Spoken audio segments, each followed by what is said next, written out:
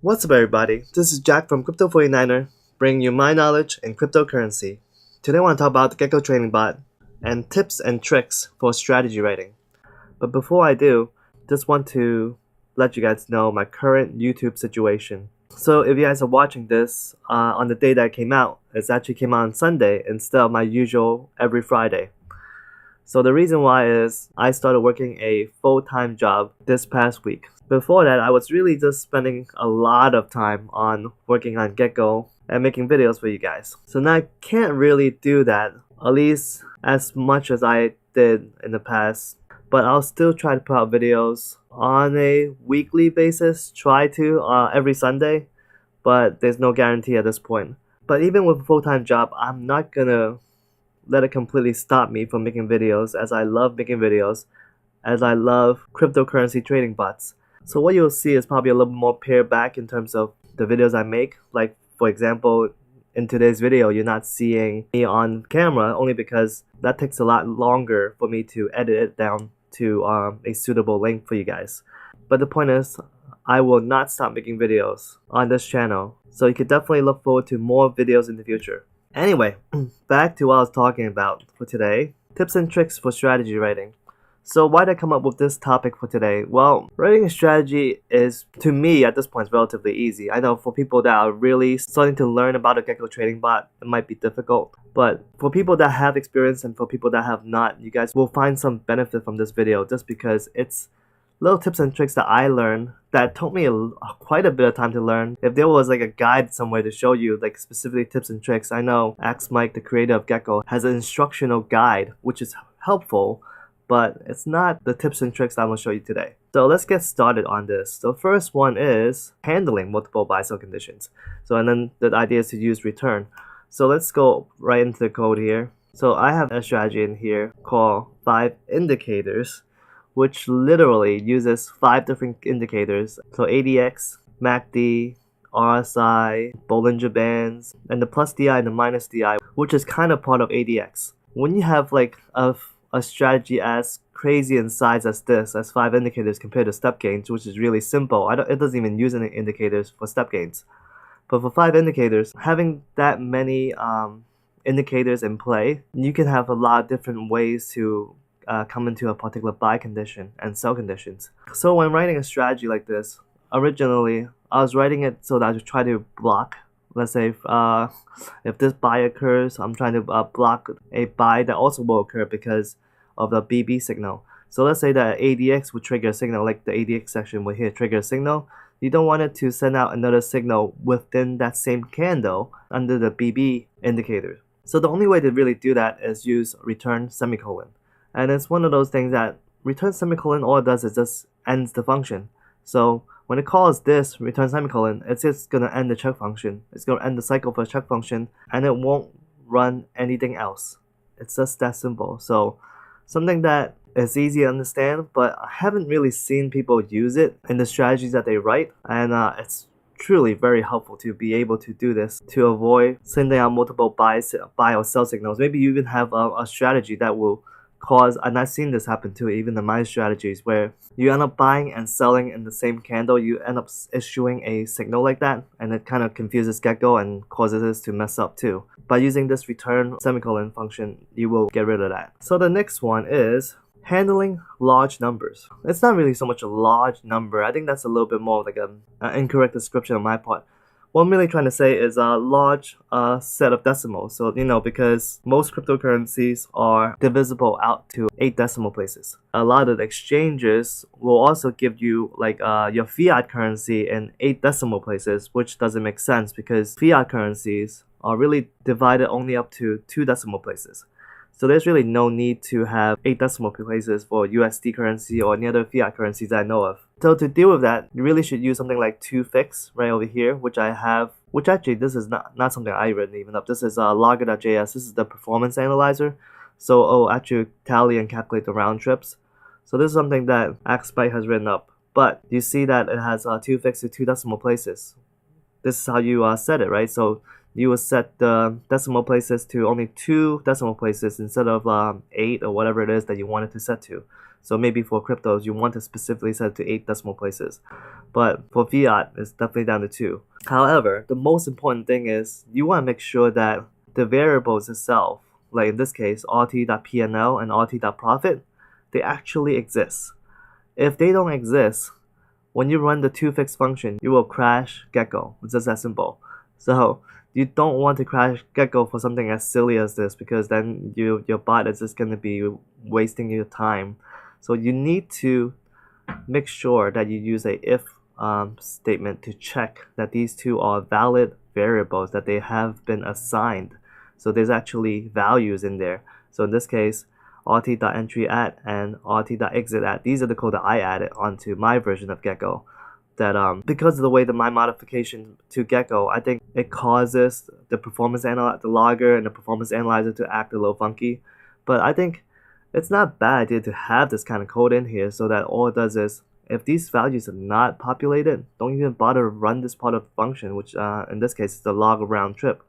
Don't bother run it. So it's super important to actually check these variables before you run the toFix function. So the third tip is max numbers. Max numbers is actually used in step gains.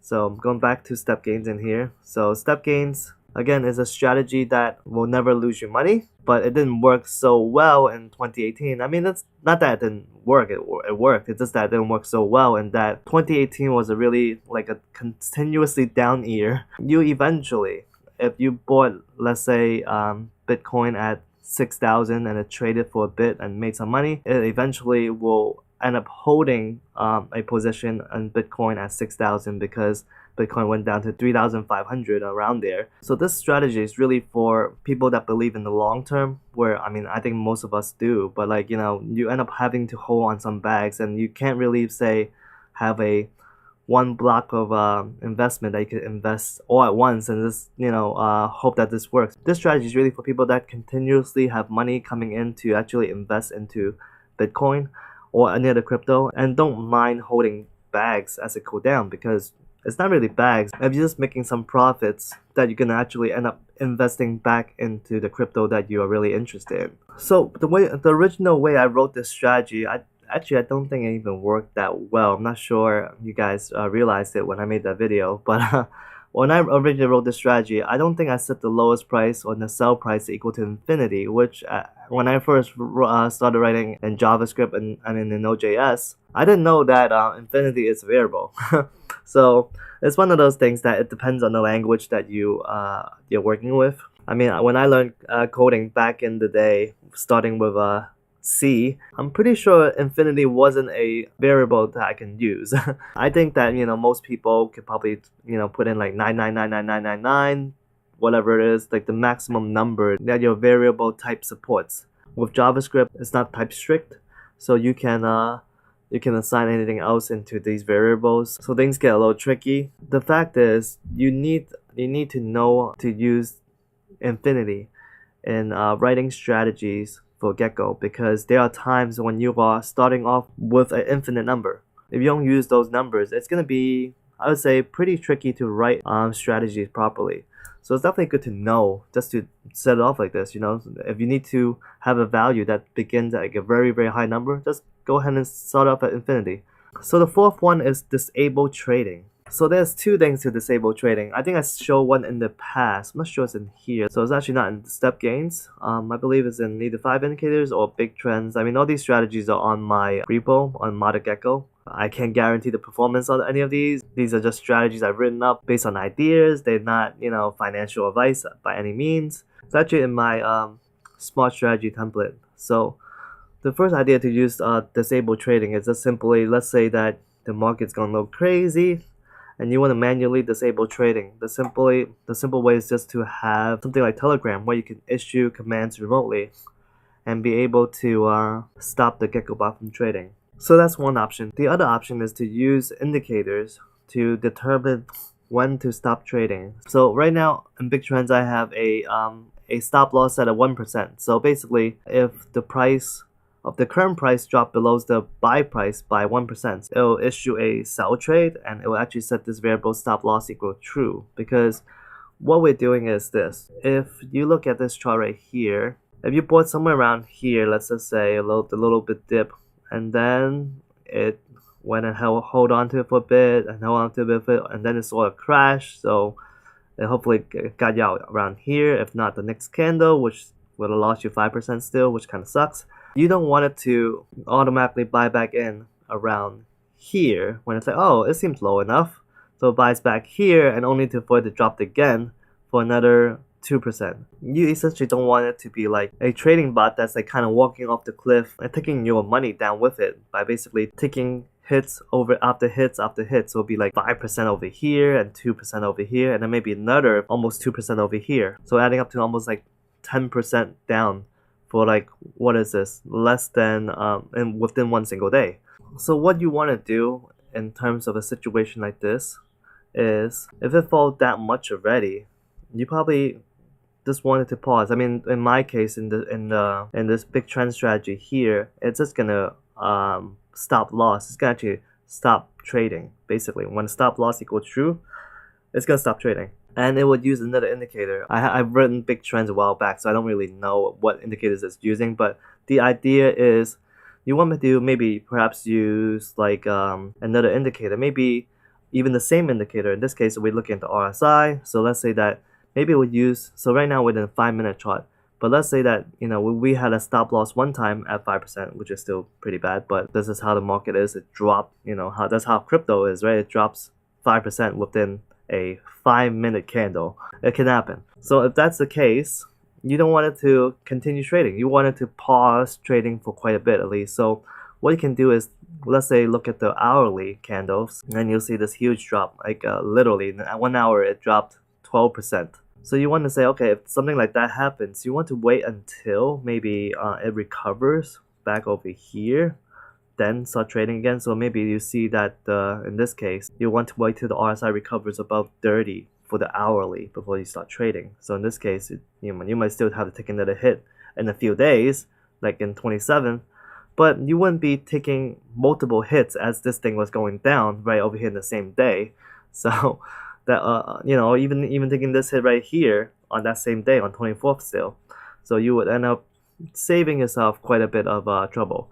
So that is the general idea with disabling trades. So the last one, force exit. Honestly, this one's a little interesting. When I thought of this idea, I was thinking of a way to completely stop Gekko. Part of it was along the lines of disable trading, where, you know, you would manually restart Gekko for whatever reason in case of some crazy situation. But I was thinking of other things you could do with it too, like force exit, where, you know, you force Gekko to exit, and then maybe there's another Gekko, another thing that's actually writing to the config file that you use for Gekko. And if that updates your config file, the only way for Gekko to read the new config file is to reload it. At least that was my thinking back then.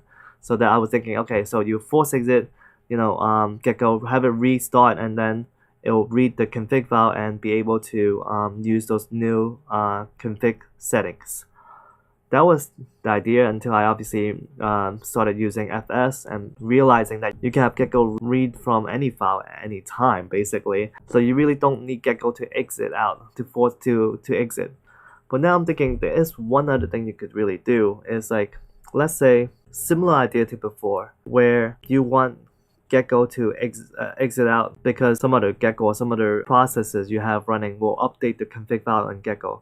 But this time, the update that's gonna run is actually gonna change the trade pair that Gekko's gonna use. Maybe, for example, you have something in the background processes that checks the volatility of any particular coin, and then you see that there's major dips in one particular coin, even though the market itself, let's say even below Bitcoin, is trading sideways for that day, but then there's a coin that's going down dramatically. So that might be a time for you to be able to pick up on some of that coin by switching Gekko to actually run against that coin's trade pair. Literally, you would have another process update the config file for your Gekko, but it's just gonna update Trading Advisor and change the trade pair for you. So that's an interesting idea. Obviously, I don't think I have the time right now to implement something like this. But then if you guys do, and if you guys know what I'm talking about, this is how you can implement the forced exit process. So in here, I have this thing called strat.error, and inside that, it has an error function called in the strategy, and then it has process.exit parentheses -1. So this particular line right here will cause Gekko to exit out completely. So if you have PM2 running, it will just PM2 will automatically restart your Gekko for you. If you had another process that updated the config file to switch the trade pair, this would be a way for you to restart Gekko on that new trade pair. So this is something that's really interesting that if I had the time to play with, it would be something that I'd definitely be looking at. So anyway guys, that's my tips and tricks for writing strategies for Gekko. As always, follow me on Patreon, support me if you guys are interested in my content. Patreon.com/crypto49er. If it isn't crypto, it isn't worth mining, it isn't worth speculating. Peace out.